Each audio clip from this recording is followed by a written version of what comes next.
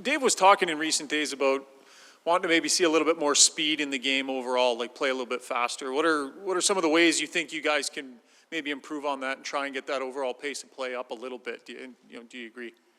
Yeah, I mean, I think, in my opinion, speed of the game is always how fast you move the puck. Every team has really fast skaters, but if you can't transport the puck or move the puck really quick up the ice, then your speed doesn't really do that much. So I think that's one area that we can do better. Us forwards coming back into position quicker, and our D, moving it up a little faster. Just a thought, if you can, on the Maple Leafs. You guys saw them a lot last year and maybe took that rivalry to a little bit of a different place. What do you think of their group this year and about the rivalry between you that's developed? Yeah, last year they were always good games. Most of them were fairly tight, other than maybe that 3-game stretch that we had here. It's always fun playing the Maple Leafs, especially here. Lots of Toronto fans. So yeah, it'll be a fun game. They're always good games. Obviously, they've had a really good start. So yeah, we'll have our hands full, but we're ready for it. What's the sort of mental state? Like, your team's played well. You've had a bunch of games where you could look at the stat sheet and say, hey, we had more shots or more attempts. We had the puck. We did a lot of things right, but 5 in a row is 5 in a row, right? What's the state inside with you guys? How are you feeling? Yeah, I mean, I think when you're slumping, everything seems so much harder, right? Every puck doesn't go in. Seems like you can't score. Seems like you can't make a play.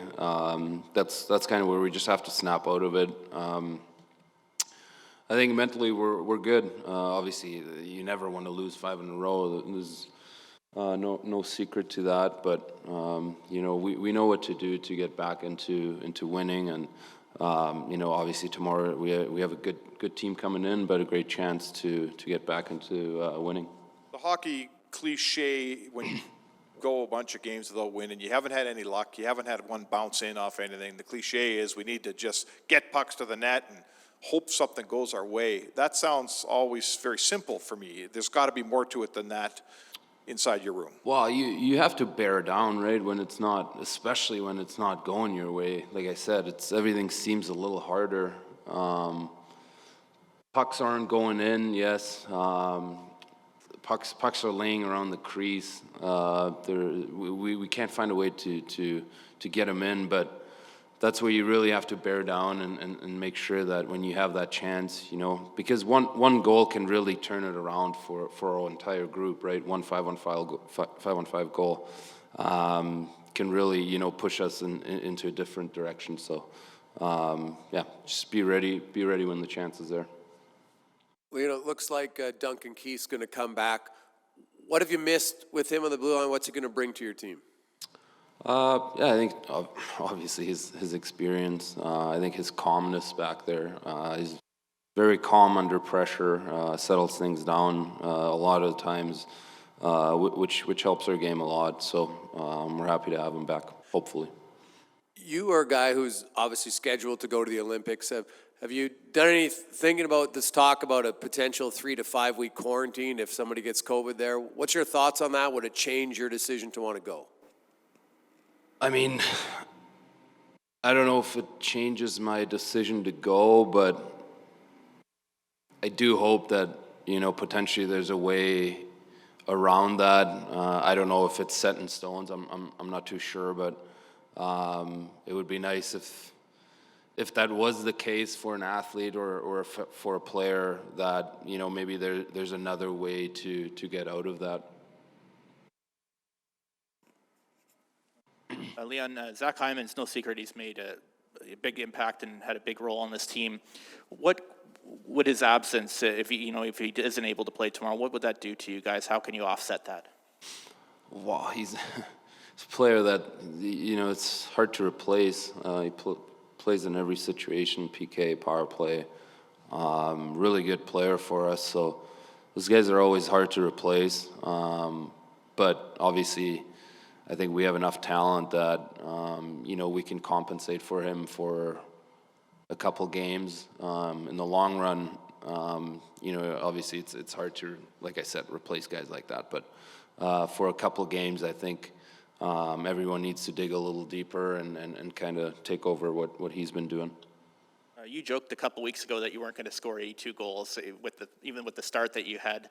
Is there anything though that you've noticed that's maybe been a little bit different or more challenging for you, just in the sense that the offense has been a little bit more challenging to come by in recent games for you and for the team? It's a hard league to score in. Like you said, I said that I'm not going to score 82 goals, and I'm not going to score 50 and 50 probably either. So it's a really hard league to score, and I know that these slumps happen. They've happened to me every year. They happen to every player every year. So it was going to happen at one point. Obviously, I would love to snap out of it, sooner than later.